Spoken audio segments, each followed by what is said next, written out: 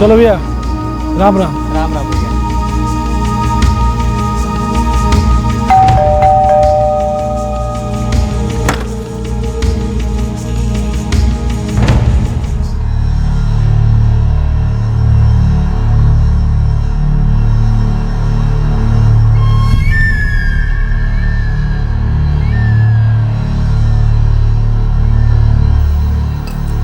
अब है पापा का पानी है, लेने दे साक्षी, बच्चा है। बड़ा भी तो होना है। तुम ये ले लो। ले बेटा।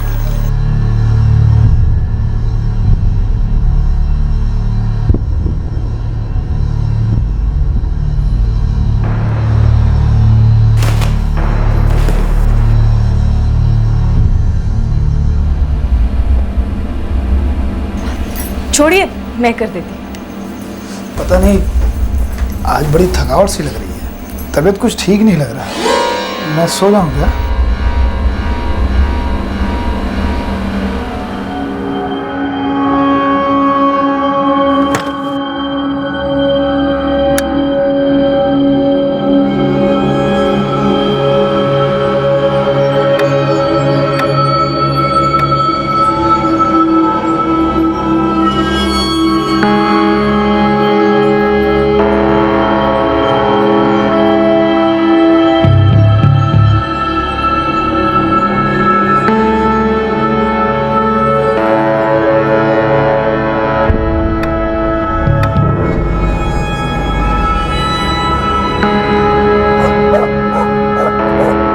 नजफगढ़, दिल्ली। एक लोअर मिडिल क्लास परिवार रोज की तरह गहरी नींद में था। सभी शायद अलग अलग सपना देख रहे थे, लेकिन किसी ने यह सपना तो नहीं देखा होगा कि जो आदमी दिन में उनके घर के आसपास घूम रहा था, वो रात को उनके घर दोबारा आने वाला था, और वो अकेला नहीं आ रहा था।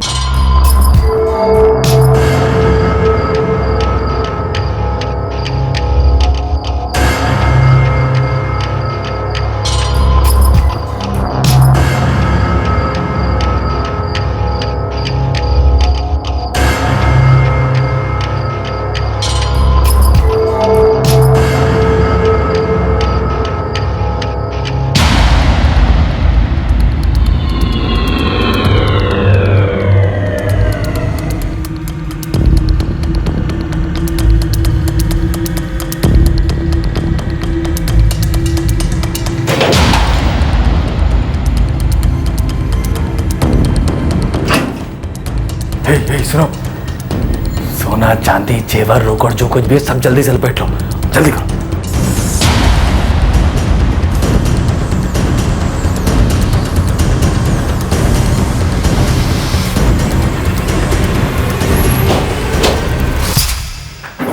कौन?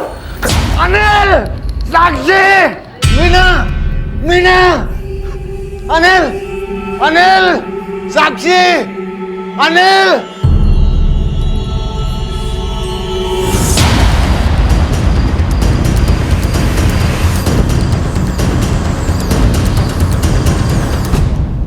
मीना, ए मीना, अनिल, अनिल, अनिल, साक्षी, अनिल, अनिल,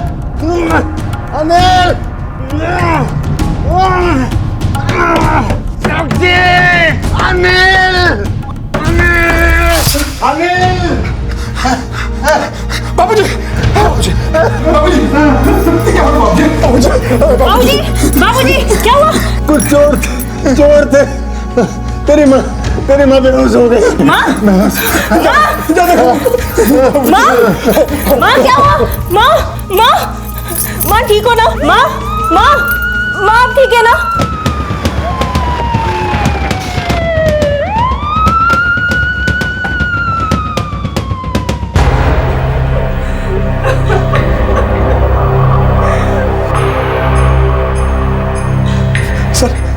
सर मैं ये नहीं, मैंने ही आपको फोन किया था।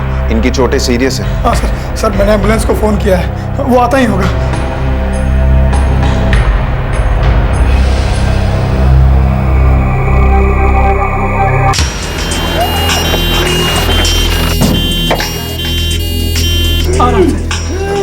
धीरे से। बस बाबूजी।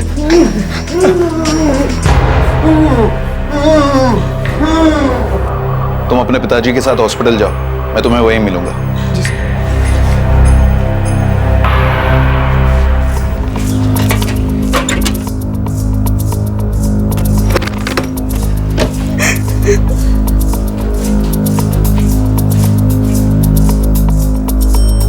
हम लोग तो कुछ देख ही नहीं पाए सर। जब बाबूजी रेंगते हुए दरवाजे के बाहर आए तो देखा कि उन्हें बहुत चोटें आई थी। और माँ जी सर, लगता है लूट भी हुई है। पोस्टमार्टम के बाद इंक्वायरी करेंगे। 2 कांस्टेबल्स को बाहर लगा दो, एक क्राइम सीन पर।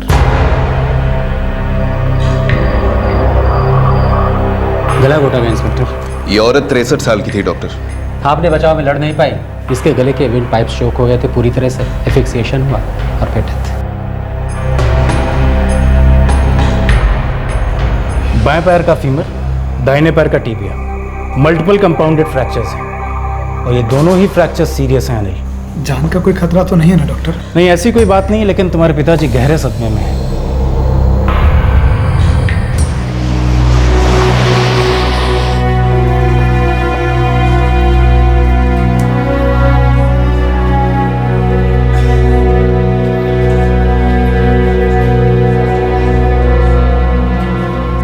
चांदी के सारे गहने ले गए वो लोग। लॉकर में 3000 रुपए रखे थे, वो भी नहीं है। यहाँ से कुछ ज्यादा सामान नहीं गया। हम लोग यहाँ पर कुछ भी महंगा सामान नहीं रखते, बस ऐसे ही कुछ रद्दी और किताबें वगैरह।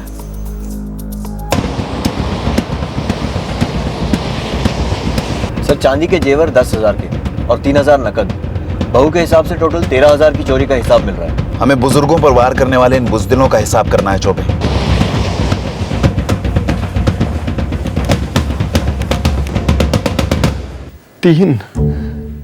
शायद 3 थे। नहीं, 3 ही थे। वो घर के अंदर दाखिल कैसे हुए कैलाश साहब? पता नहीं साहब, सीढ़ियों से चढ़कर छत की तरफ भागे थे, तो आए भी वहीं से होंगे। आपने सबसे पहले क्या देखा? मैंने सबसे पहले सुना मेरी बीवी मीना, उसकी दबी हुई चीख। मैं हड़बड़ा गया कि क्या हो रहा है, कहीं कोई बुरा सपना तो नहीं देख रहा हूं। देखा तो ये तीनों। आपने उनका हुलिया देखा, उनका चेहरा देखा, कुछ बता सकते हैं? मुंह ढके हुए थे साहब। नकाब पोश चोर? तीनों ने काले रंग का नकाब पहना हुआ था। उनमें से 2 अलमारी लूट रहे थे और एक मेरी मीना का गला दबा रहा था। मैं चिल्लाया तो उनमें से एक हाकी लेकर मेरे ऊपर टूट पड़ा। मैं चीखता रहा, अनिल साक्षी, अनिल साक्षी। इनकी चीखें सुनकर आप तुरंत उठ गए? नहीं सर, मैं गहरी नींद में था। कमरे का दरवाजा बंद था। मुझे तो तब पता चला जब बाबूजी चिल्लाते हुए दरवाजा खटखटा। मीना, मीना कहाँ है? चुप हो तुम लोग। खत्म हो गई क्या? उन लुटेरों ने मार डाला मेरी मीना को क्या?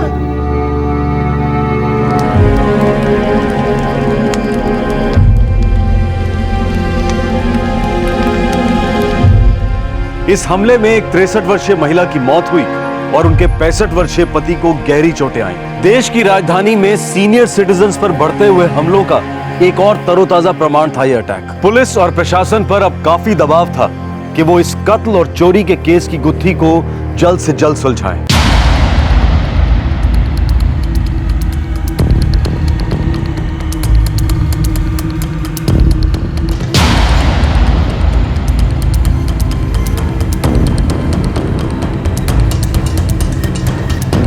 चौबे, कुछ मिला?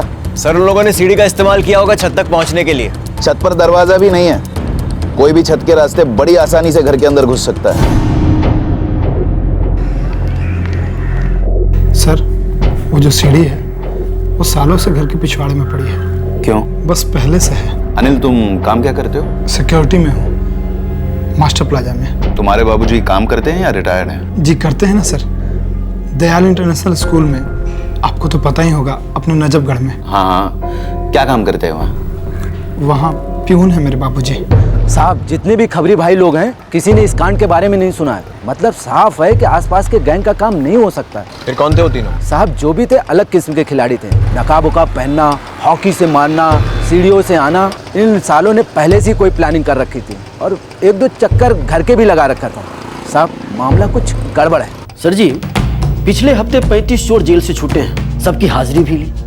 उस इलाके के 45 हिस्ट्री सीटर्स को राउंड अप भी किया है। काफी पूछताछ की सर, जमकर पूछताछ की, पर कोई कुछ उगल नहीं रहा है सर। अनिल धवन हमारे यहाँ पिछले 5 साल से सर्विस में इंस्पेक्टर। और कुछ नहीं, रिकॉर्ड क्लीन है। उसकी अपने पिता से कोई अनबन थी? नहीं, मतलब मैंने तो कभी ऐसा कुछ नहीं सुना और ऐसा होना भी मुश्किल है, क्योंकि जहाँ तक मैं जानता हूँ अनिल एक बड़ा ही सीधा साधा और घरेलू किस्म का आदमी है। यही कोई 10-12 साल हुए होंगे यहाँ धवन परिवार को रहते हुए। कोई झगड़ा, परिवार में कोई अनबन? वो किस घर में नहीं होती है साहब? हाँ, लेकिन कुछ घरों में कुछ ज्यादा होती है। पड़ोसी देखते हैं, सुनते हैं। ऐसा कुछ नहीं था। जो भी रहा होगा वो 4 दीवारी के अंदर ही रहा होगा। नहीं साहब, ऐसी कोई बात नहीं है। हमारे घर में कभी कोई लड़ाई झगड़ा नहीं हुआ। आपकी कोई ननद, देवर, जेठ कोई नहीं? जी नहीं। शादी को कितने साल हुए आपके? 5। मायका कहाँ है आपका? यही पास में है, नजफगढ़ की हूँ मैं, यहाँ से 3-4 किलोमीटर। और 2 बच्चे हैं आपके? जी। सास ससुर से बनती थी आपकी? जी साहब। ससुराल वालों से कभी कोई छोटा मोटा झगड़ा या कोई अनबन नहीं? जी नहीं, कभी नहीं।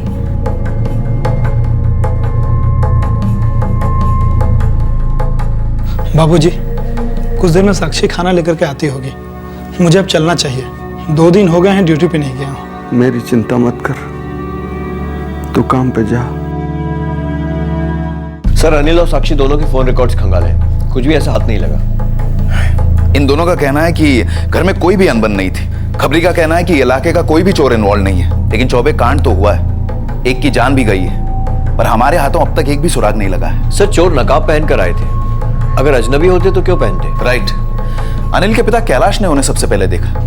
2 लोग घर को लूट रहे थे और एक उनकी पत्नी का गला घोट रहा था। सर, जब मीना जी का गला घोटा जा रहा होगा तब वो जोर से चीखी होंगी, लेकिन कैलाश जी को उनकी चीख सुनने में काफी देर लगी, जबकि वो एकदम करीब में ही सोए हुए थे। और एक अजीब बात सर। क्या? मुझे पता नहीं क्यों ऐसा लग रहा है कि कैलाश जी को अपने बेटे और बहू के रूम तक पहुंचने में कुछ ज्यादा ही देर लग गई। ये लोग कुछ ज्यादा ही गहरी नींद में थे। किसी ने कुछ सुना ही नहीं, बस आराम से सोते रहे। घर में लूटपाट हो रही थी, एक का कत्ल हो रहा था और ये दोनों आराम से घोड़े बेचकर सो रहे थे। सर, मीना जी को गला घोटकर मारा गया, लेकिन कैलाश जी को नहीं मारा। चौबे पीटा है उन्हें, बहुत बुरी तरह से पीटा है। सर, लेकिन कहां? सिर्फ टांगों पर। हॉकी से सिर्फ टांगों पर ही क्यों वार किया? चौबे कुछ तो बात है जो अटपटी है और मुझे लगता है कि वो अंदर की ही बात है। जुर्म के 2 दिन बाद पुलिस को यह आभास होने लगा कि यह सिर्फ चोरी और उसके दौरान हुई हत्या का केस नहीं है। नकाबपोश हथियारों के बावजूद इस केस की शक्ल सूरत रहस्य की धुन में हल्की हल्की नजर आने लगी थी। मेरे पति को बहुत नींद आ रही थी, काफी थके हुए थे वो। दिन भर काम जो करते रहते हैं। आप भी तो घर में दिन भर काम करती रहती हैं। घर के काम तो कभी खत्म ही नहीं होते। हर रोज रात को सोते सोते मुझे 11 बज ही जाते हैं। और घर पर हमला रात को तकरीबन 1:30 बजे हुआ था। जी, उस वक्त मैं और मेरे पति गहरी नींद में सो रहे थे। एक बात बताइए, आप और अनिल रात को सोते समय अपने कमरे का दरवाजा बंद रखते हैं? ये कैसा सवाल है? रखते हैं या नहीं रखते हैं? बंद रखते हैं। बाबूजी और माँ जी हर रोज रात को 10 बजे सो जाते हैं और बच्चे कभी कभी शोर करते हैं जो कि हमारे पास सोते हैं। इस बारे में आपको कोई और सवाल पूछना है? साले कायर, मारना था तो मुझे मारते, मेरी पत्नी को क्यों मारा?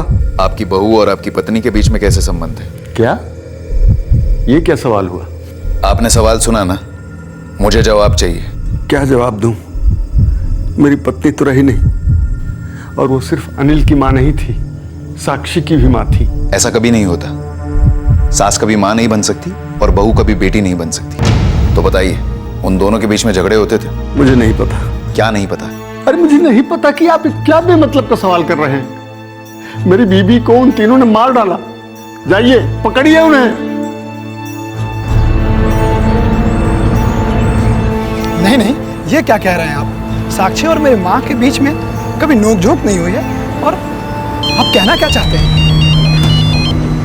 हाँ इब्राहिम, बोल। साहब, एक खबर है, अब पता नहीं आपके काम की हो या नहीं। इब्राहिम, हीरो मत बन, चुपचाप सुना दे। साहब, आपके केस में वो जो औरत है, वो बहू साक्षी धवन, उसका शादी के पहले चक्कर था। चक्कर का नाम बोल। सर, कोई पीयूष कोचर। स्पॉट डाल दो इस पीयूष कोचर पर पता नहीं अपना रडार क्या डिटेक्ट कर जाए।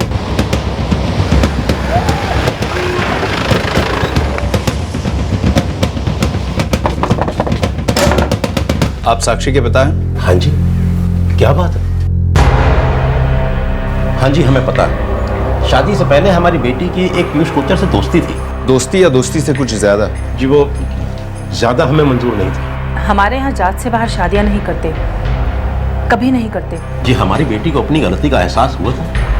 उसने पीयूष से सारे रिश्ते तोड़ दिए थे। वो अनिल के साथ खुश रही, वफादार रही। ये पीयूष कोचर यहीं का था, नजफगढ़ का? 5 साल पहले तक तो यहीं रहता था।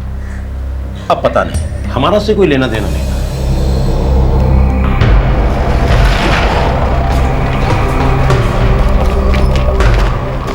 क्या वाहियात बातें कर रहे हैं आप लोग।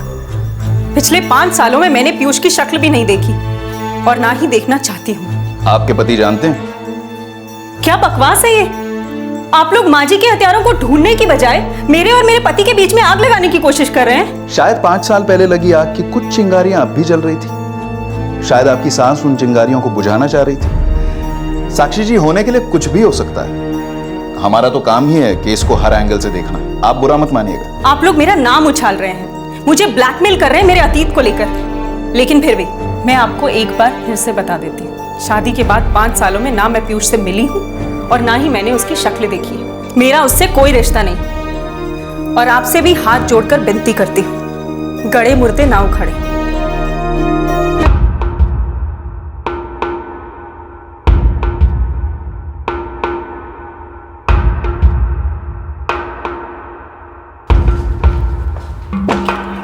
सर, ये पीयूष कोचर द्वारका में रहता है। साक्षी की शादी हुई, इसके 3 महीने बाद ही इसने भी शादी कर ली। 3 साल का एक बच्चा है, रवि नाम है उसका। द्वारका में ही बीवी बच्चों के साथ सेटल हो गया है। क्या काम करता है? हरकिशन दास पब्लिक स्कूल में पियून का काम करता है। Phone records? सर, साक्षी और पीयूष दोनों के फोन रिकॉर्ड्स चेक किए हैं, दोनों की कोई बात नहीं हुई। चौबे, मुझे लगता है साक्षी का अतीत हमारे किसी काम का नहीं है। सर शायद है। सर ये फोन रिकॉर्ड्स देखिए, एक नंबर से पीयूष की लगातार बातचीत हो रही है 6 महीने से। सर मर्डर की रात को भी उसकी बात हुई थी, 19 अगस्त 2012। किसका नंबर है? सर अब तक लोकेट नहीं हुआ है, स्विच्ड ऑफ है। 63 वर्षीय मीना धवन मर्डर केस में पुलिस को आखिरकार एक ब्रेक थ्रू की उम्मीद थी, पर साक्षी के एक्स बॉयफ्रेंड और साक्षी के ससुराल पर हुए हमले के बीच कनेक्शन जुड़ना अभी बाकी था। पर हालात दस्तक दे रहे थे कि शायद कोई गड़ा मुर्दा जिंदा हुआ था।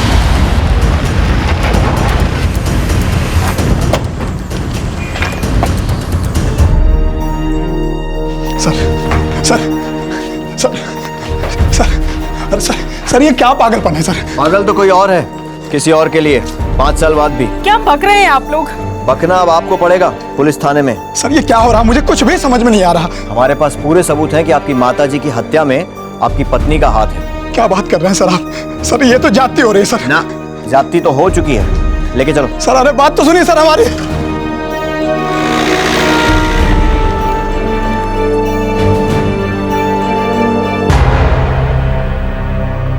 चोरी तो एक बहाना था, असली मकसद मीना जी की हत्या थी जो आपने करवाई। हाँ या ना? मैंने माँ जी की हत्या करवाई?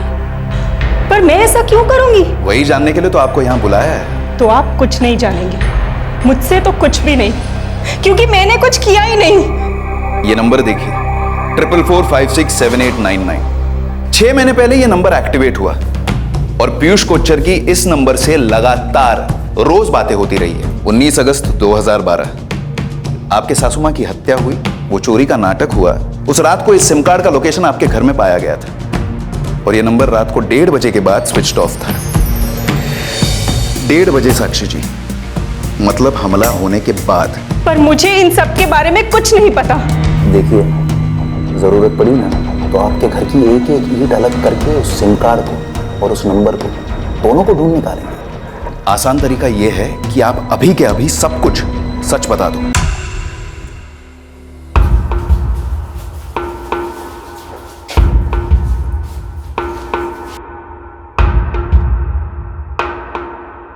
हमें पता है आप दोनों ने मिलकर यह कांड किया है।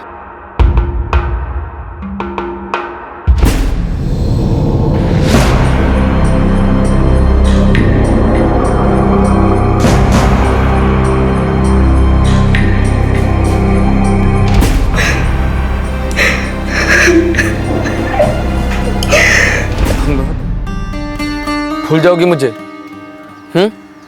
ऐसे चुटकी बजा के? भूलना पड़ेगा। मम्मी पापा ने कह दिया वो हमारी शादी कभी नहीं होने देंगे, और उनकी मर्जी के बिना मैं शादी नहीं कर सकती। 3 साल पहले तो मेरी बात नहीं पता थी। 3 साल पहले मुझे सिर्फ इतना पता था कि मैं तुम्हारे प्यार में हूँ, और मैं अब भी तुम्हारे प्यार में हूँ और हमेशा रहूंगा। पीयूष, समझने की कोशिश करो। भुला दो मुझे। तुम्हारे सामने तुम्हारी पूरी जिंदगी पड़ी और मेरे सामने भी। शायद हमारी तकदीर में यही लिखा था। मैं पीयूष को कभी भुला ही नहीं पाई। अनिल से जबरदस्ती मेरी शादी कर दी। मैं नहीं करना चाहती थी वो शादी। मैंने गुस्से में शादी की थी। साक्षी को तो मैं कभी भुला ही नहीं पाया था। और मैं अगर कुछ भुला पाई थी तो अपने दर्द को, अपने हालात से समझौता कर लिया था मैंने। हम दोनों तो अपनी एक अलग अलग दुनिया बसा चुके थे, बन चुके थे। फिर ये अलग अलग दुनिया मिली कैसे?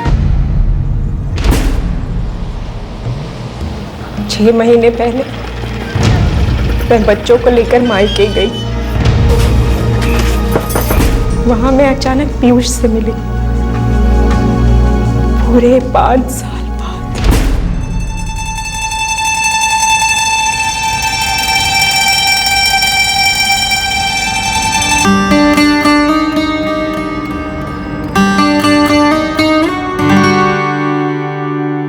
यहाँ वो पास वाले बैंक में चेक डालने के लिए आया था। लगा कि तुम्हें देखा, फिर से देखा तो तुम्हें थी। मुझे फिर से देखने की जरूरत ही नहीं पड़ी, दूर से ही पहचान लिया। मुझे तो लगा था कि मेरी शक्ल भी भूल गई होगी, शायद मेरा नाम भी। तुम्हें सच में ऐसा लगा? मुझे याद करती हो कभी? अब मैं किसी और की पत्नी। मैं भी किसी और का पति हूँ। रोज याद करता हूँ साक्षी तुम्हें। एक जमाना था जब तुम्हारा हाथ ना पकड़ो तो तुम नाराज हो जाती थी। जब भी हम लोग मिलते थे हम दोनों के हाथ एक हो जाते थे। हमारे हाथों में मुझे तुम्हारी धड़कन सुनाई देती थी। और मेरा दिल सिर्फ तुम्हारे लिए धड़कता था।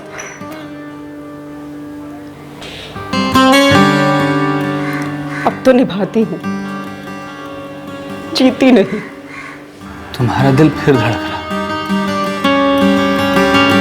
और सिर्फ मेरे लिए धड़क रहा। आपके 2 बच्चे हैं और आपका एक लड़का। इन सब से भी पहले हम दोनों एक दूसरे के थे।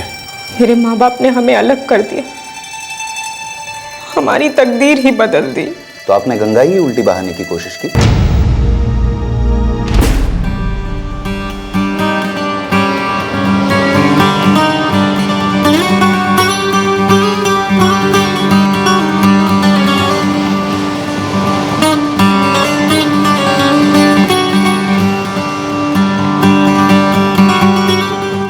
आज थोड़ा मुश्किल। अरे समझा करो, घर पे बहुत सारा काम। अच्छा ठीक है, कोशिश करती हूँ। अब कोई नया बहाना ढूंढना पड़ेगा।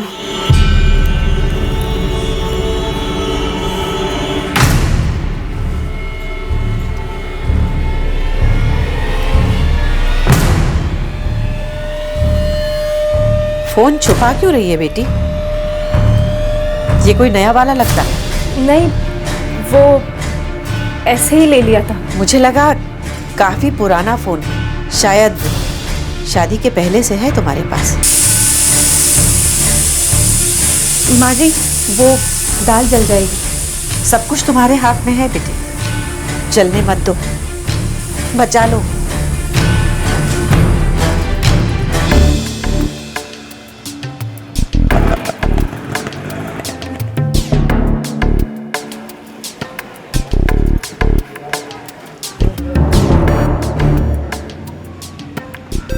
पीयूष, मुझे लगता है मेरी सास को कुछ शक हो गया। मतलब फिर छोड़कर चली जाओगी मुझे? नहीं पीयूष, लेकिन हम लोग इस तरह से रोज रोज नहीं मिल पाएंगे। मिल पाएंगे, रोज मिलना है मुझे तुमसे, रोज देखना है। तुमसे नहीं मिलता हूँ तो दिन अधूरा लगता है, रात नहीं कटती मेरी। तुम्हें क्या लगता है मैं ये नहीं चाहती? लेकिन मुझे लगता है मेरी सास ने कुछ सूंघ लिया। अब मिलने के लिए मुझे कुछ और ही रास्ता निकालना होगा। फिर कब मिलोगी? फोन करूंगी।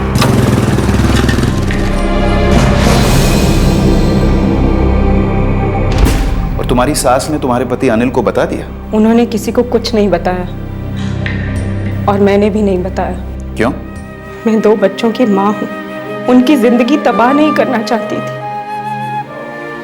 उनकी खुशियां मेरे लिए सबसे ज्यादा मायने रखती हैं।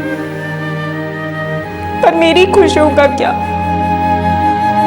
मैं अनिल से नफरत नहीं करती थी, पर बिना प्यार की जिंदगी भी क्या कोई जिंदगी होती है? मुझे मेरा प्यार वापस मिल गया था। मैं सबके लिए जी रही थी, अब अपने लिए जीना चाहती थी। तुम्हारा नया फोन वाकई पुराना है। शादी के पहले का है या बाद का? वो पहले का। बेशर्मी की सारी हदें पार कर दी हैं तुमने। अपने बच्चों को मेरे पास छोड़कर अपने प्रेमी से मिलने जाती हो। शर्म नहीं आती तुम्हें?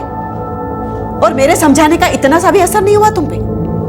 अब मेरे पास एक ही रास्ता बचा है साक्षी, कि मैं सब कुछ अनिल को साफ साफ बता दूं कि उसकी पत्नी टिफिन सर्विस के बहाने अपने प्रेमी से मिलने जाती है। देख लो तुम्हें क्या करना है इस बारे में। नहीं नहीं माँ जी, आप प्लीज किसी से कुछ मत कहिएगा। तुम्हारे माँ बाप को बता दूं या वो सब कुछ जानते हुए चुप हैं? नहीं नहीं माँ जी, उन लोगों को कुछ नहीं पता। और अगर उन्हें कुछ भी पता चल गया तो वो लोग जीते जी मर जाएंगे। बहक गई थी मैं, गलती हो गई मुझसे। माँ जी, मैं हाथ जोड़कर माफी मांगती हूँ। भगवान के लिए, मेरे बच्चों के लिए किसी से कुछ मत कहिएगा। मैं अब से ऐसा कुछ भी नहीं करूंगी। तो इस बात को यही खत्म कर दे साक्षी। आज ही इसी वक्त दफन कर दे इस बात को। और माफी मुझसे नहीं, भगवान से मांग इस पाप के लिए। पाप पाप पाप। मैं अपने किए पर दिल से शर्मिंदा नहीं थी, बिल्कुल नहीं थी। मैं अपने हिस्से का प्यार ही तो चाहती थी जो मेरे माँ बाप ने मुझसे छीन लिया था। अच्छी बीवी, अच्छी बेटी, अच्छी माँ, अच्छी बहू थी। पर अपने अंदर की औरत का गला कैसे और क्यों घोट देती मैं? जिंदगी तो एक ही होती है ना।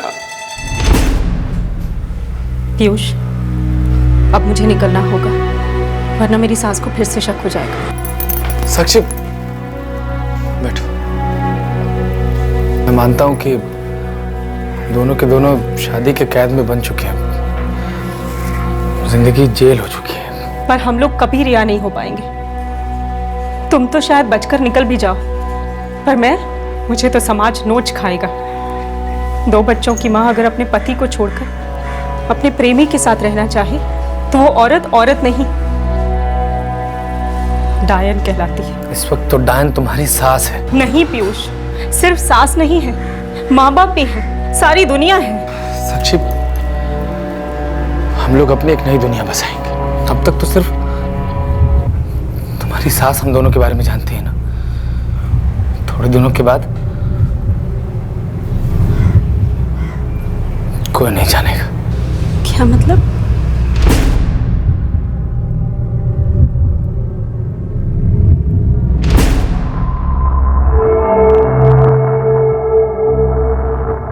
हाँ पीयूष, सीढ़ी बिल्कुल वहीं पर है जहाँ तुमने बताया था, और उस घर में जाने का रास्ता भी ना वहीं से है। तो आज रात काम तमाम करते हैं। साक्षी तो नहीं उठेगी, मगर उसके पति का क्या? वो उठ गया तो? नवीन मेरा जीजा है और सुनील मेरा दोस्त। मैंने उन दोनों को इस प्लान में शामिल कर लिया था। तुम भी तो शामिल हो इस प्लान में। तुमने तो सोने की एक्टिंग की लूटपाट और हत्या के दौरान, पर तुम्हारे पति क्यों नहीं जागे? वो माजरा क्या है? उन्होंने सोने का ड्रामा क्यों किया?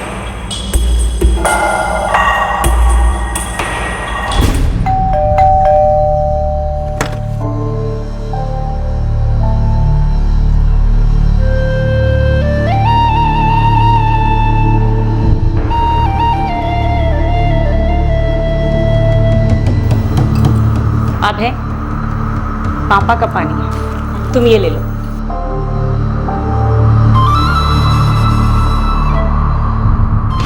मैंने अनिल के पानी में नींद की गोलियां मिलाई थी। आज बड़ी थकावट सी लग रही है, तबीयत कुछ ठीक नहीं लग रहा, मैं सो जाऊं क्या?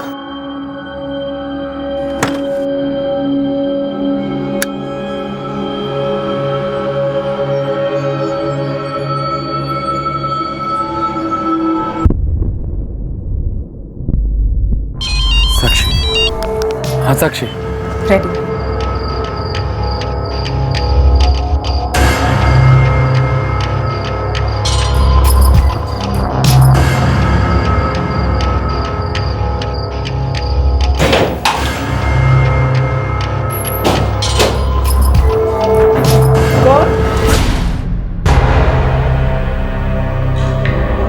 किसी और की जिंदगी लेकर अपनी जिंदगी बनाने चले थे, तलाक ले लेते, नई शुरुआत कर लेते।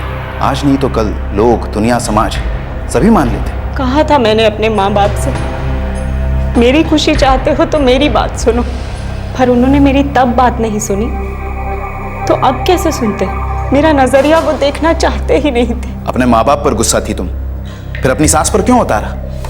अपने बच्चों की और अनिल की जिंदगी खराब कर डाली तुमने, और अपने ससुर की भी। क्या उन्हें उनकी जिंदगी पर हक नहीं?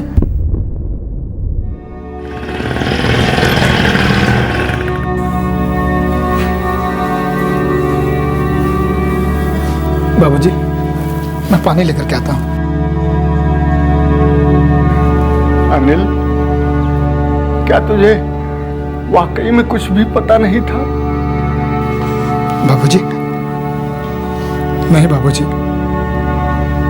सच में मुझे कुछ भी पता नहीं था।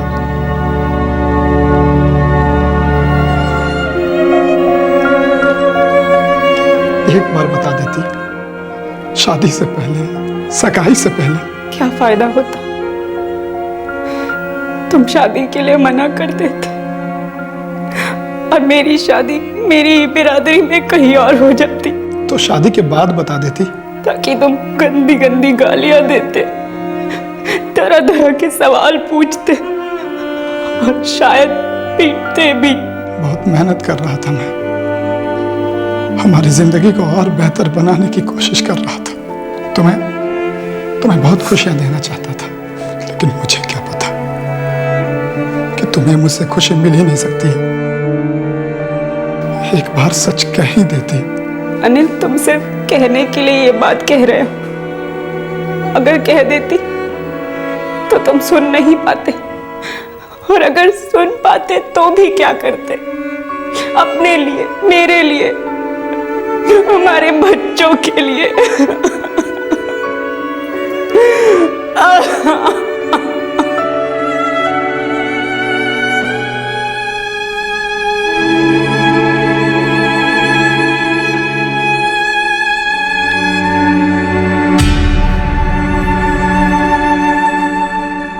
साक्षी और पीयूष इस वक्त जेल में हैं। पीयूष का जीजा नवीन कुमार और उसका दोस्त सुनील कुमार भी पुलिस हिरासत में है।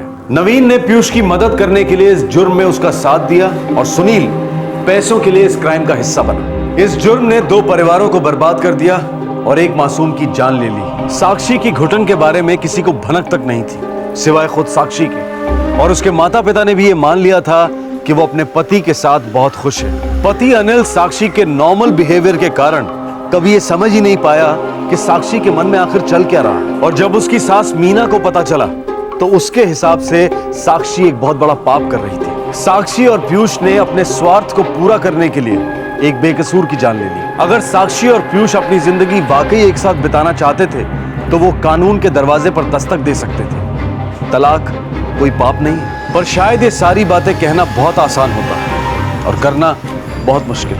हम अपनी प्राचीन सभ्यता और अपने कल्चर पर बहुत गर्व करते हैं। सदियों से चले आ रहे रीति रिवाजों को आंख मूंद कर सच मान लेते हैं। ये भूल जाते हैं कि कोई भी समाज तभी समृद्ध हो सकता है जब उसकी विचारधारा हमेशा समय के साथ बदलती रहे। पर दुर्भाग्यवश हम उस बदलाव की दस्तक को पहचानते नहीं और जाति, उपजाति और न जाने कैसे कैसे दकियानुसी हथियारों से इंडिविजुअल फ्रीडम और खुशियों का बेरहमी से गला घोट देते हैं। हमारे आज के एपिसोड की दूसरी कहानी।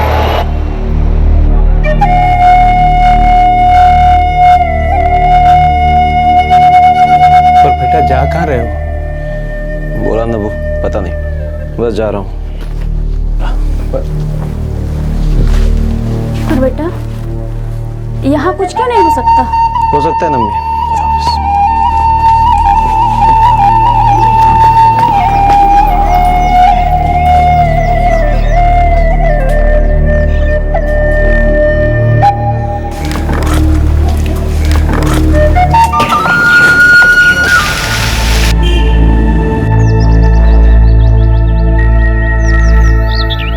अरे बाबा कुछ तो बोलो, हाँ या ना?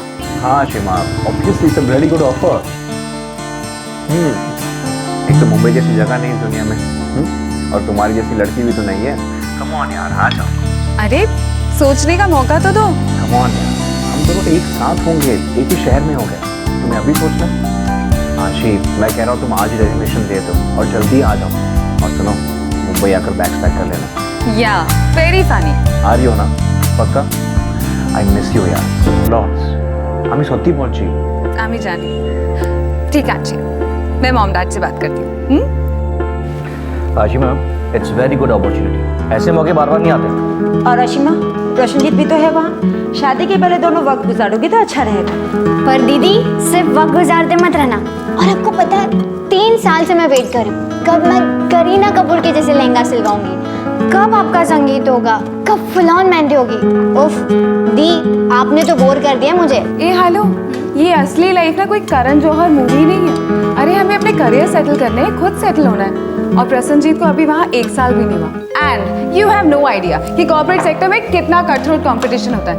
You have to be on your toes all the time यार। बेटा उसी का तो मजा है। मुंबई की कंपटीशन आदमी हो या औरत, उससे उसका बेस्ट निकलवाती है। पता नहीं dad, but first time Mumbai, मुझे थोड़ा थोड़ा नर्वस लग रहा है। मेरी बेटी आशिमा और नर्वस डोंट जो होगा।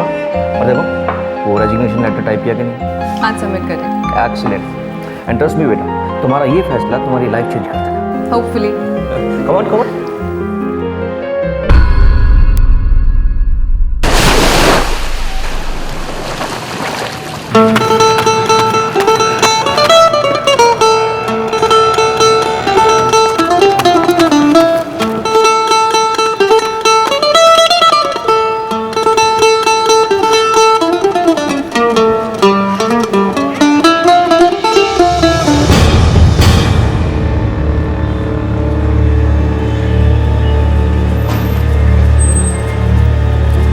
क्या प्रॉब्लम है? जी। व्हाट जी? घूरते क्यों रहते हो? जी नहीं तो। क्या नहीं तो नहीं तो? इतने दिनों से मैं देख रही हूँ नॉन स्टॉप घूरते रहते हो। कोई और काम धंधा नहीं है? प्रॉब्लम है कुछ लाइफ में?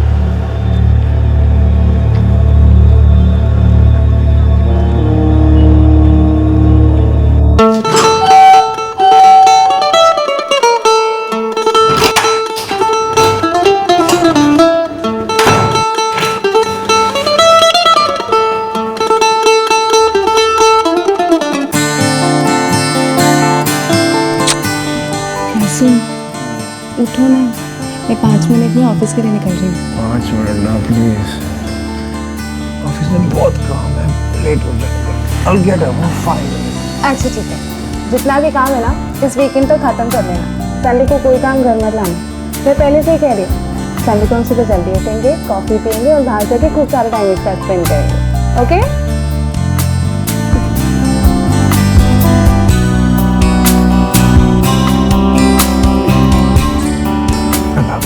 अब नींद नहीं आ रही? नौटंकी। अरे सुनो ना, सुनो।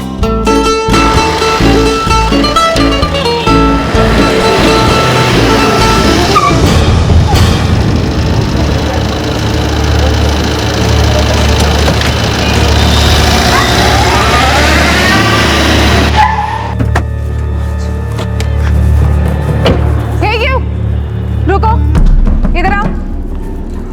तुम्हें तमीज से समझाए, तुम्हें समझ में नहीं आता? हिम्मत कैसे हो जाती है सब करने की? समझ के क्या रखा है तुमने मुझे? हाँ? Excuse me, what happened? Any problem? Sir, this guy is such a big pervert.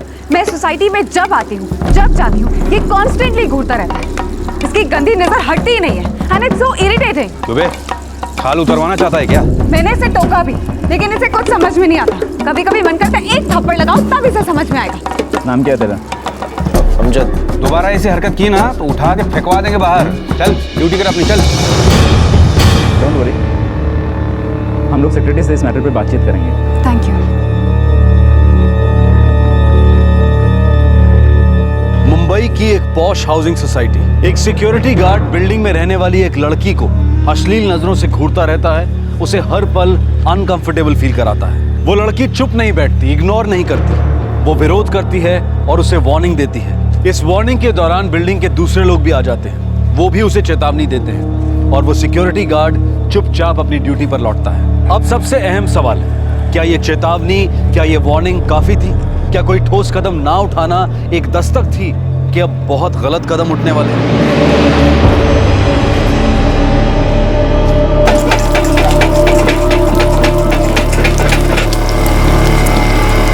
पेट में चूहे साले जॉगिंग कर रहे हैं। खाना तैयार हुआ क्या? बन रहा है।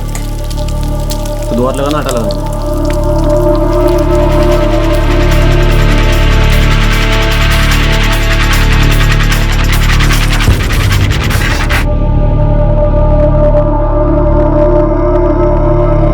हमारा जो सुपरवाइजर है ना ससुरा, मच्छर है, खून चूसता है हरामखोर। अब क्या हुआ बिरजू? अरे यार वही रोज का, हम कहे डबल ड्यूटी करेंगे तो डबल तनख्वाह लेंगे, तो भाई सीधा गणित है। तो बोला नहीं 1.5 देंगे। कहें भाई तुम्हारे बाप का ब्याह है? तो भाई सीधा हिसाब होना चाहिए ना, डबल का डबल। हम भी मुंह पे बोल के आ गए कि अपना डबल ड्यूटी डालो अपना जेब। हम तो ओडोमस लगाएंगे और अपने खोली में मस्त सोएंगे। का भाई? अरे तुमको क्या हो गया है, ऐसे मुंह क्या लटकाए हो? तुम्हारा भी सुपरवाइजर तुम्हारा पैसा वैसा काट लिया था? साली हमको बोलती है झापड़ मारेगी। कौन साली? 804 वाले जो साहब है ना, उनके हमें बोलती है झापड़ मारेगी, सारी दुनिया के सामने बोली। तुमने कुछ गलत किया क्या उनके साथ? साला लड़कियों को तमीज नहीं यहाँ पर, हमेशा मैं के हाथ मारती है। हमको बोलती है कि थप्पड़ मारेगी। ओ अमजद, यहाँ का हिसाब किताब अपने गांव जैसा नहीं है कि लड़की लोग नजर नीचे करके रहेगी। यहाँ दूसरा हिसाब है बाबू। हम भी शुरू में आए थे तो बहुत तकलीफ होता था, धीरे धीरे आदत पड़ गया। तो तुमको एक सलाह देते हैं, ये सब फालतू मत सोचो और ये पतलून वाली मैडम लोगों को झेलने की आदत डाल लो। बाबू हम तो कहते हैं आँख मूंद के बस ड्यूटी करो, ड्यूटी खाओ।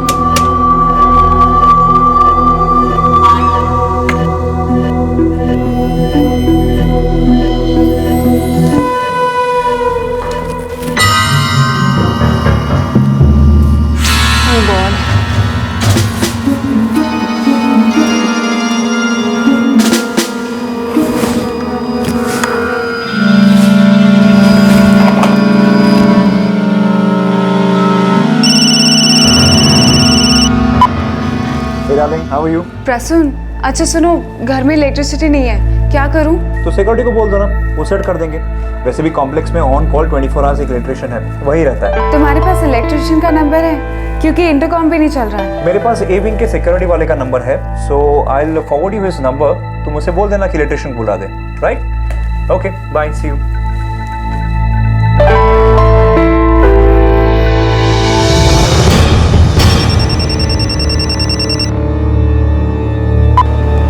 हेलो। हाँ वॉचमैन जी। मैं 804 से बोल रही हूँ। यहाँ पे इलेक्ट्रिसिटी नहीं है तो इलेक्ट्रिशियन को भेज देंगे? ओके मैडम, 10 मिनट में आ जाएगा। थोड़ा जल्दी भेजिएगा प्लीज। जी।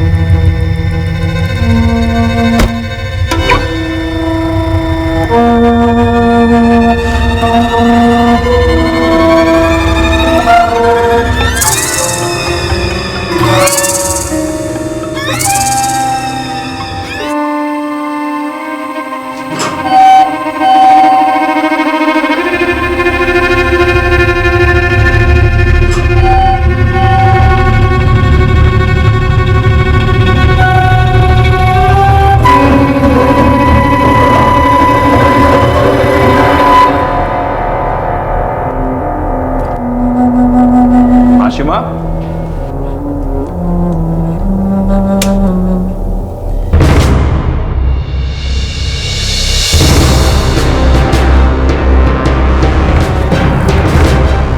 हेलो।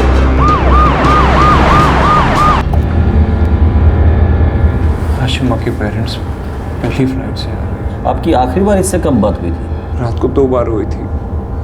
पहली बार कुछ 11:30 बजे जब इलेक्ट्रिसिटी गई थी, और दूसरी बार कुछ 1:15 बजे। प्रसून, इलेक्ट्रिशियन ने कहा कि सिर्फ बेडरूम का फैन चालू रखें, बाकी सारे अप्लायंसेस बंद करने को बोला। इट सीम्स वायरिंग में कुछ प्रॉब्लम है। अच्छा, लेकिन अभी तो काम कर रहा है। नहीं, अभी तो वो चला गया। कल सुबह फिर से आएगा। कह रहा था कि कुछ एक्स्ट्रा इक्विपमेंट्स लगेंगे, वो सब लेकर। अब तुम कब तक आ रहे हो? आशु, बहुत काम पड़ा है, लेट हो जाएगा, तुम सो जाओ। ओके, ठीक है, बाय। वो मेरी लास्ट बात हुई थी। आपकी पहली बार उससे बात हुई थी रात को 11:30 बजे। उसने कॉल किया और कहा कि इलेक्ट्रिसिटी गई है। मैंने सिक्योरिटी वाले का नंबर दिया और उसे कहा कि उसे बोले कि इलेक्ट्रिशियन भेज दे। ड्यूटी पर अमजद खान था सर। अब कहाँ है? होना तो यहीं चाहिए था, पर अभी है नहीं, कहीं चला गया है और अपना फोन भी नहीं उठा रहा है वो। इलेक्ट्रिशियन को बुलवाओ। जी सर। ये सीसीटीवी कैमरास का फुटेज कहाँ स्टोर होता है? कहीं नहीं होता sir. This is only for a show. मैंने कमेटी को 50 बार बोला है, ठीक करवा लो, ठीक करवा लो। Money is not an issue, जरूरी है, लेकिन नो, अब देख लो। मेरा नाम श्याम तावड़े है साहब। मैं इस फ्लैट में 2 बार ही आया था। 2 बार? हो साहब। पहली बार तकरीबन 11:45 पर।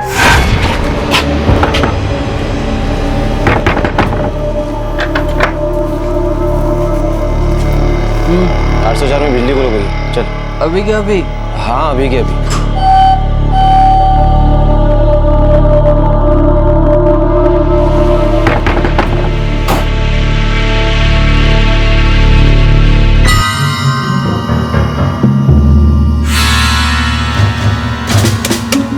भैया, लेकिन प्रॉब्लम क्या हुई है?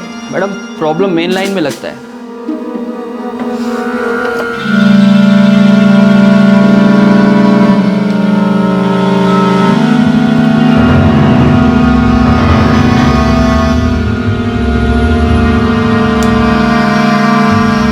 इधर ही से ट्रिप हुआ था रे।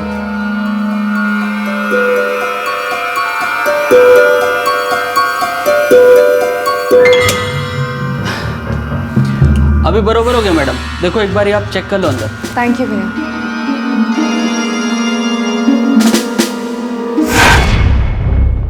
जब बराबर हुआ था तो दूसरी बार क्यों आया? फिर से पावर ट्रिप हुआ था ना साहब। अमजद ने मेरे को दोबारा से बुलाया। कितने बजे? 1-पौने घंटे बाद, तकरीबन 1:45 बजे साहब। क्या भैया, एक ही बार सेट कर दो ना, बार बार वही प्रॉब्लम है।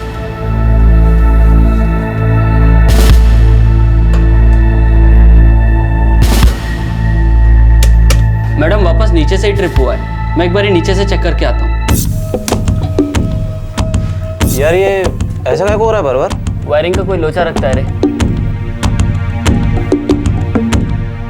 मैडम, एक बार अंदर चेक करना होगा। चलिए।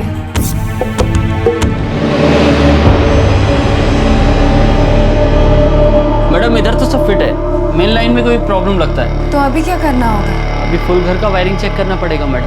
अभी इतनी रात को? एक काम करो ना मैडम, आपके बेडरूम का फैन का लाइन अलग है, इसको अभी चालू रखो, बाकी सब ऑफ कर दो। सुबह मैं अपने 2-3 लड़के लोग को लेकर इधर आऊंगा ना, थोड़ा सामान भी चेंज होएगा, फुल घर का वायरिंग चेक करेंगे। प्रॉब्लम पकड़ में आया तो बस फटाफट हो जाएगा। ओके, ठीक है। बस साहब, मैं अमजद के साथ नीचे आ गया। और अमजद गायब है। घर के चाबियों के 2 सेट्स हैं, एक मेरे पास और एक आशिमा के पास।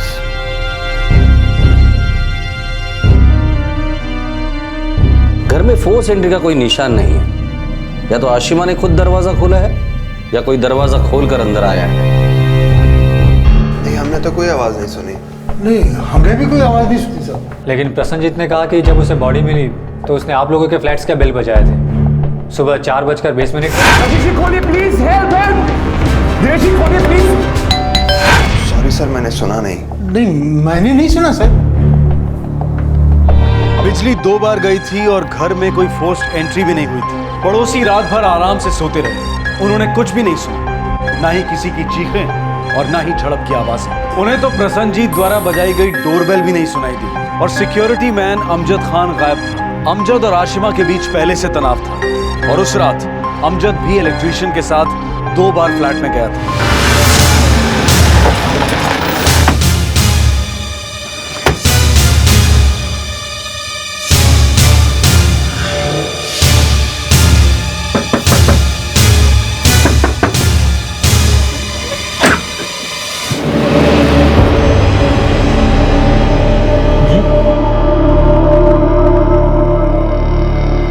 नाइट ड्यूटी से अभी लौटा नहीं है हमको। वो और किसी को जानता है मुंबई में? हम ही को जानता है साहब, और बिरजू को, मतलब ब्रिजेश तिवारी हमारे साथ रहता है। तुम दोनों भी सिक्योरिटी का काम करते हो? जी साहब। ये बिरजू कहाँ है? ड्यूटी पर ही होगा साहब। हमारी सिक्योरिटी एजेंसी में तो नहीं है सर।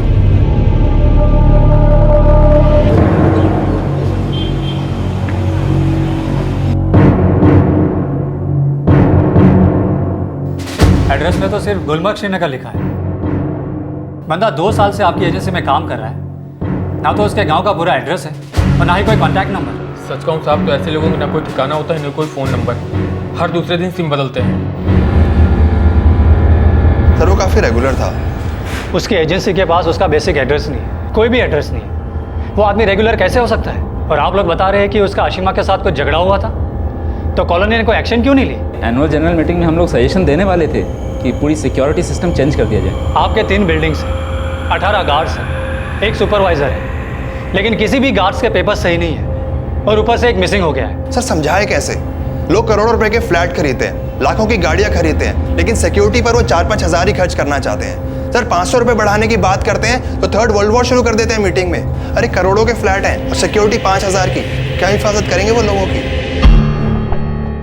फोर्स एंट्री के कोई निशान नहीं, झड़प तो मजबूत हुई है, लेकिन किसी ने कुछ सुना नहीं। प्रसन्नजीत का बजाया गया डोरबेल भी नहीं सर। ये प्रसन्नजीत के कॉल रिकॉर्ड्स आ गए? वो ऑफिस में ही था, मैंने उसके दोनों दोस्तों से चेक किया।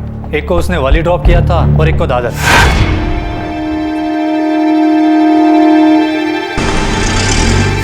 इसका मतलब है इस वक्त हमारा मुख्य आरोपी है अमजद खान, सिक्योरिटी गार्ड, जो इस वक्त गायब है। सर मैंने उसकी तस्वीर श्रीनगर फैक्स की है।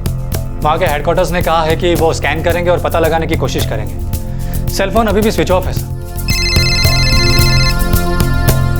हेलो सर जी, ब्रिजेश तिवारी बोल रहा हूँ, अमजद खान के साथ रहने वाला।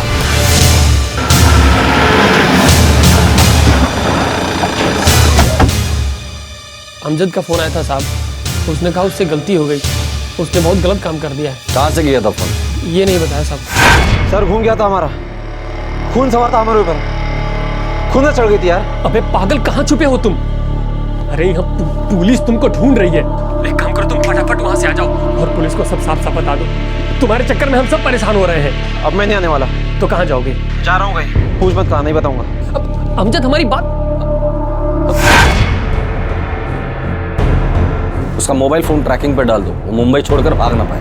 सर दोबारा उसका फोन है तो उसे समझा देना, जितना भागेगा उतना तड़पेगा वो। पकड़ा तो वो वैसे भी जाने वाला है, सरेंडर करने के लिए बोल देना उसे। सरेंडर का मतलब समझता है ना? समझते हैं सर, और हम उसको समझा देंगे सर।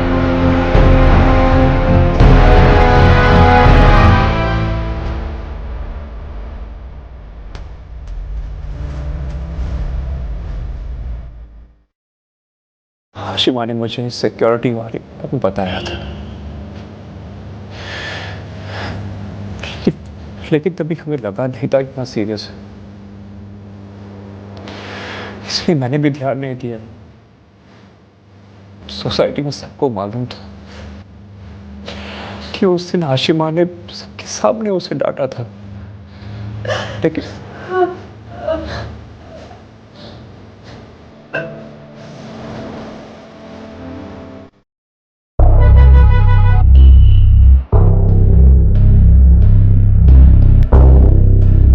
फिरोजपुर का लंडा जनाब, अमजद खान नाम है उसका। उसका अब्बा ट्रेड पोस्ट पर हमाल है।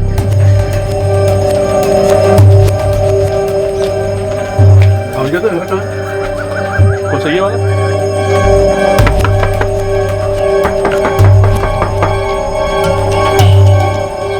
अमजद कहाँ है? 5 साल से मुंह नहीं दिखाया उसने साहब। अब वो किसी को मुंह दिखाने लायक नहीं रहा। मुंबई में एक लड़की का खून किया उसने। या अल्लाह,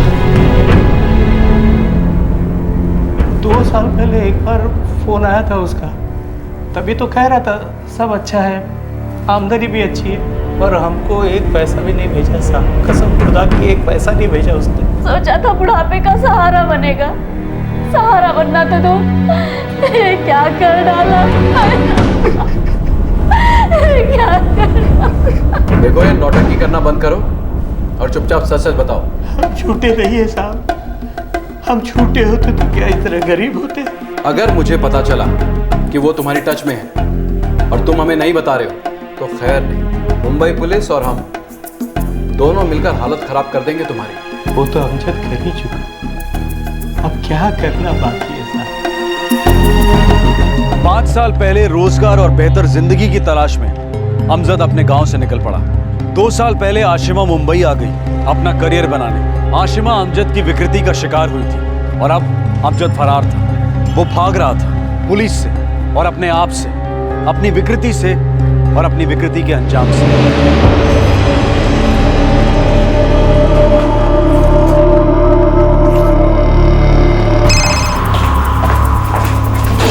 सर, अमजद ने 10 मिनट के लिए सेल ऑन किया था। लोकेशन? बोरीवली स्टेशन के आसपास।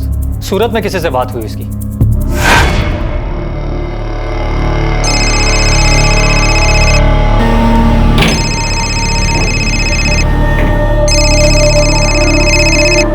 हाँ अमजद, बोल भाई। मुझे कुछ दिनों के लिए तेरे आना है। आज शाम को निकल रहा हूँ। सब खैरियत तो है ना भाई? नहीं यार, खैरियत नहीं है। पहुँच कर सब कुछ बताता हूँ तुझे। अच्छा सुन, मुझे लेने के लिए आएगा ना सूरत स्टेशन पर? हाँ हाँ आऊँगा ना भाई। ठीक है, शाम तक पहुँच जाऊँगा और स्टेशन पे पहुँच के फ़ोन करता हूँ तुझे। खुदा हाफिज़। हमने सूरत फ़ोन करके फैज से कहा है कि वो अमजद को अलर्ट ना करे। नहीं करेगा सर। उसका पिन पॉइंट लोकेशन ट्रेस करो। चलो।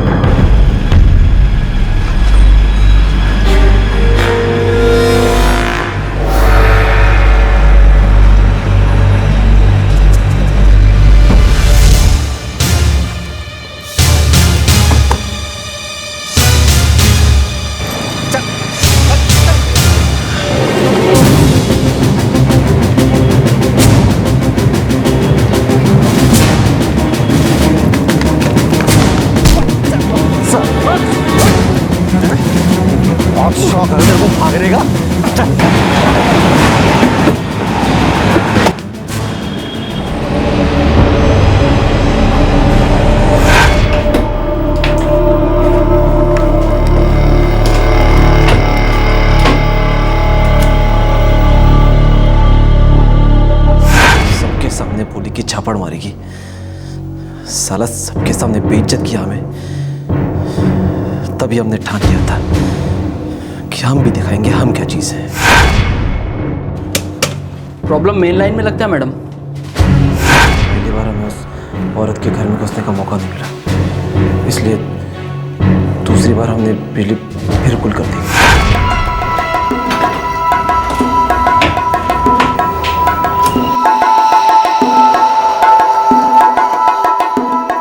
मैडम एक बार ये अंदर चेक करना होगा। चलिए।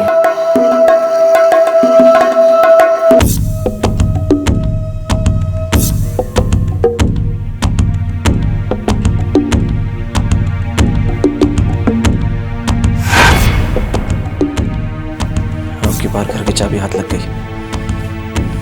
उसके बाद थोड़ी देर में हम उसके घर पहुंच गए।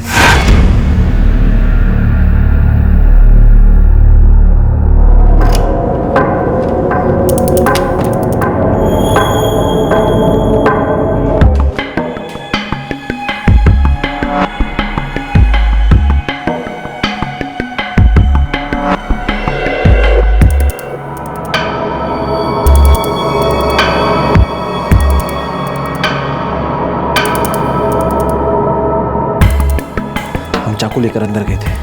इस बार हमसे बदतमीजी की तो हम भी जवाब देने के लिए तैयार थे। वो उड़ गई, हाथ पैर चलाने लगी, हमारी बात नहीं सुनी। तब तो बस हमारी हट गई, हमसे टक्कर लगी, खूब गला फाड़ रही थी तो हमने उसका गला ही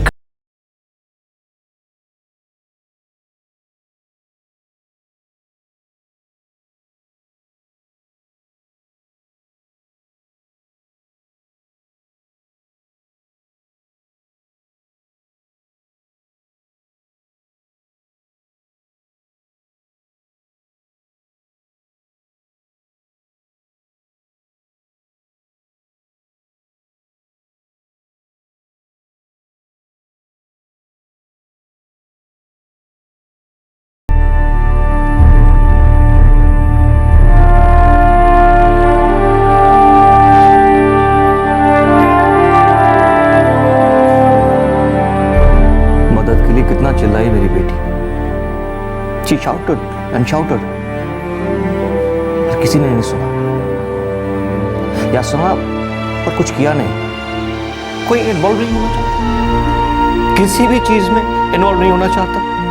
क्या सब अपनी जिंदगी में इतना इन्वॉल्व है? क्या हो गया है हम सब? जब कोई ट्रेजेडी होती है तो हम रोते हैं, लेकिन ट्रेजेडी रोकने के लिए उंगली तक नहीं उठाते। और फिर कभी ज्यादा डर लगे तो गुस्सा दिखाते हैं, सड़कों पर आते हैं। फिर again back to square one. हम और हमारी जिंदगी, हमारी इन्वेस्टमेंट्स, हमारी सेविंग्स, EMI, ब्लड शुगर, छुट्टी, foreign education, promotion, this and that.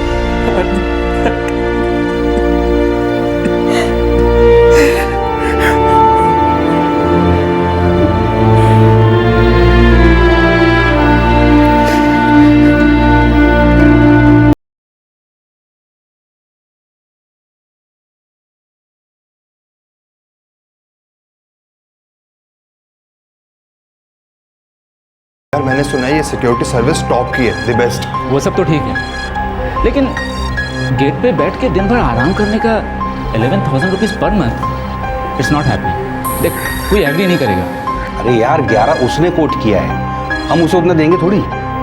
हम 7 से शुरू करेंगे, 8 तक मान जाएगा वो। क्यों? हाँ भाई, पैसे बहुत ज्यादा है, कम तो कराने पड़ेंगे। अरे भाई, सब मेंबरों को राजी कैसे करेंगे फिर? नहीं करना तो पड़ेगा ही। चलो चलो देखते हैं बात। हाँ, बात करना ही पड़ेगा। पुलिस इस वक्त अमजद खान के खिलाफ चार्जशीट फाइल कर रही है। मर्डर के साथ साथ मोलेस्टेशन और अटेम्प्टेड रेप के भी चार्जेस लगाए जाएंगे। हाल ही में हुए दिल्ली केस के बाद पूरी संभावना है कि ये केस भी फास्ट ट्रैक कोर्ट में दाखिल किया जाएगा। पूरी संभावना है कि इस केस में भी मुजरिम को कड़ी से कड़ी सजा सुनाई जाएगी, जैसे कि दिल्ली के केस में मृत्युदंड की मांग हुई है। जुर्म के लिए कड़ी सजा होनी ही चाहिए। सजा का डर जुर्म को कंट्रोल करता है। अगर सजा जरूरी है तो जुर्म को रोकने के लिए कदम उठाना भी बहुत जरूरी है। जिस सिक्योरिटी एजेंसी ने अमजद खान को काम पर रखा था, उस एजेंसी के अपने पेपर्स भी डामाडोल पाए गए। पुलिस को पता चला कि रजिस्ट्रेशन में प्रॉब्लम है, किसी भी एम्प्लॉय का रिकॉर्ड ठीक से नहीं रखा गया। और बहुत चिंताजनक बात यह है कि ज्यादातर एजेंसीज की यही हालत है। बिल्डिंग की मैनेजमेंट कमेटी पैसा बचाना चाहती है, प्रशासन सख्ती से पेश नहीं आता है और ऐसी एजेंसीज पर क्रैकडाउन नहीं हो पाता है। कहीं से भी किसी पर प्रेशर नहीं, और तब तक नहीं जब तक कोई भयंकर हादसा दस्तक नहीं देता कि जागो, आप दलदल में धंस रहे हैं। अमजद खान को सजा जरूर मिलनी चाहिए ताकि आशिमा के साथ न्याय हो, ताकि समाज में, देश में कानून बना रहे। पर क्या एक अनइक्वल बटा हुआ समाज अपने आप में एक जुर्म नहीं है? इसके लिए क्या सजा है और किसे दी जाए? और सबसे जरूरी सवाल कि इस जुर्म को रोका कैसे जाए? हम ये बात बिल्कुल स्पष्ट करना चाहते हैं कि हम औरतों पर होने वाले सेक्सुअल अटैक्स को कोई इकोनॉमिक जस्टिफिकेशन नहीं दे रहे हैं। औरतों पर हिंसा करना, जिसमें रेप भी शामिल है, दरअसल एक पुरुष प्रधान समाज का बाय प्रोडक्ट है। और इसकी झलक हमें अपने पॉलिटिशियंस के बयानों में अक्सर देखने को मिलती है, जो औरतों के कपड़ों और उनकी टेक्नोलॉजी की समझ पर आए दिन टिप्पणी कसते रहते हैं। ये पिछड़ी हुई सोच पुरुषों को विरासत में मिली एक विकृति है। स्त्रियों के प्रति नफरत समाज के हर तबके के कुछ पुरुषों में पाई जाती है, बीमारी की तरह। लेकिन हम बात कर रहे हैं एक बहुत बड़ी बीमारी की, जो पूरे देश को दीमक की तरह अंदर से खाए जा रही है, और वो है एक तरफ